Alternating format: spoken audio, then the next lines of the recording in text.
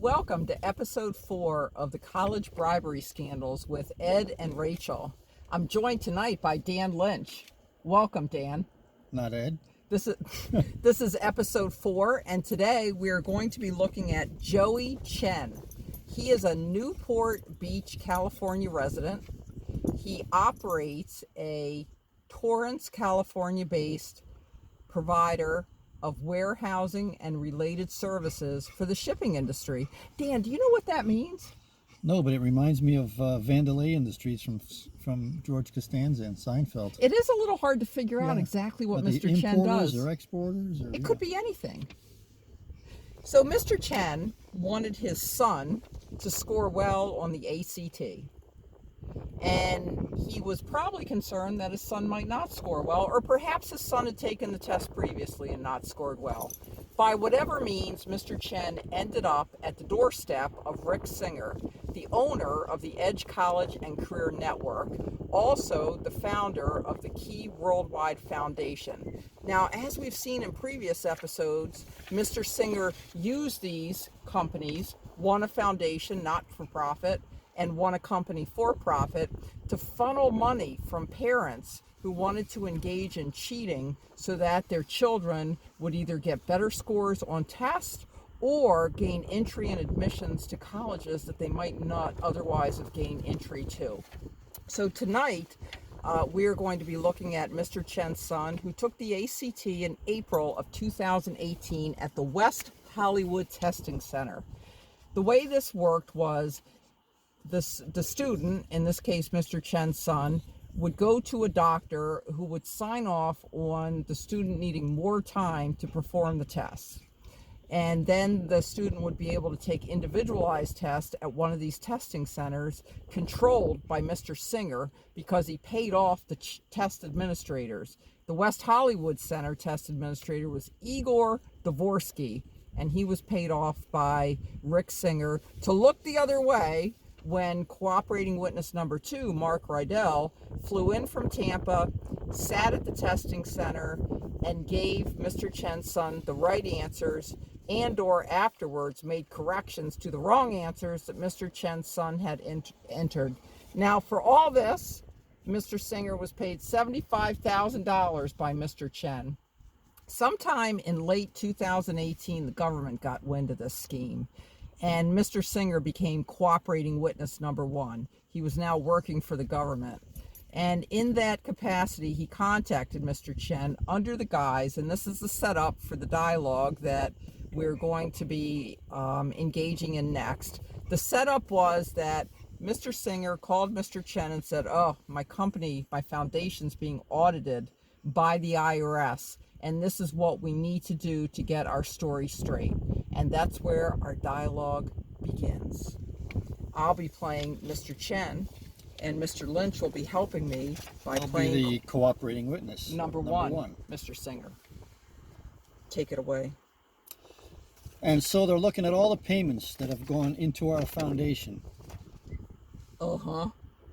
And so they asked about your payment, which is for your son. You know, taking the test that we did for him at the West Hollywood Test Center with Mark Riddell. Yeah. And I've said that your payment was $75,000. Uh-huh. Went to our foundation to help underserved kids. Uh-huh. Okay? Uh-huh. So after this phone call, Mr. Chen became a little concerned. You could tell in this phone call that Mr. Chen wasn't very forthcoming. It was almost as if he knew he was being set up by Rick Singer. And working in that vague and ambiguous warehousing and shipping industry may have led him to be a little cautious in being forthcoming about exactly what he was engaged in. But Mr. Chen obviously begins to think about it a little bit more, and he contacts Rick Singer and wants to know what he should say if the IRS does call him. So another phone call ensued on February 21st, 2019, very close in time to the arrest. I mean, I think the arrest came about in March. So this was right before there were going to be arrests. And the phone call began like this. I wanted to call you because I called you before about our audit. Uh-huh. And I wanted to let you know that our audit is over. Uh-huh. We're all okay, and we're okay because so you know, there's no issues with you, so nobody will be contacting you, okay? Okay. Because the payment that you made, we created a fake consulting invoice that you paid that instead of making a donation to our foundation. Uh-huh.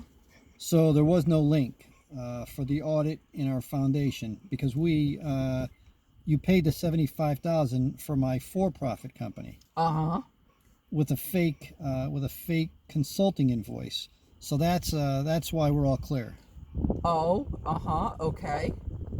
And then the other thing is they asked a question about confidential witness number 2, who took the test for your son, and Igor, who was the site coordinator. How come I paid them from the foundation at the same time that your son was taking the test? Uh-huh. And since you paid the for-profit company the $75,000, there was no payment for this as a donation. Uh-huh. And I think that I think that we are past that. So that we both agree that CW2 took the test for your son, right? Yeah. And so everything should be fine. So I just wanted to make sure that you're okay, to know that the audit is over and we should be in good shape. Okay, that sounds good. Overall, I believe that Mr. Chen did a good job in these phone calls with Mr. Singer because he doesn't admit a whole lot, if anything. But on the other hand, when Mr. Singer is talking about the conduct that they engaged in, he's not denying it either. He did, yeah. I mean, he doesn't say anything based except okay, all right. Right. He does very little. I think the big admission comes right here, though, and I think that we are past that, so that we both agree that CW2 took the test for your son, right? And he says, yeah. I think that's where they have him hooked. Yeah, as opposed to or okay or. Well, thank you for joining us for episode number 6, and thank you for filling in for Ed tonight, Dan. We appreciate it, and we'll be back for the next episode number 5, with Elizabeth and Manuel Henriquez. And we're here on location in Newport Beach, right? Yeah, you can see the boat back there.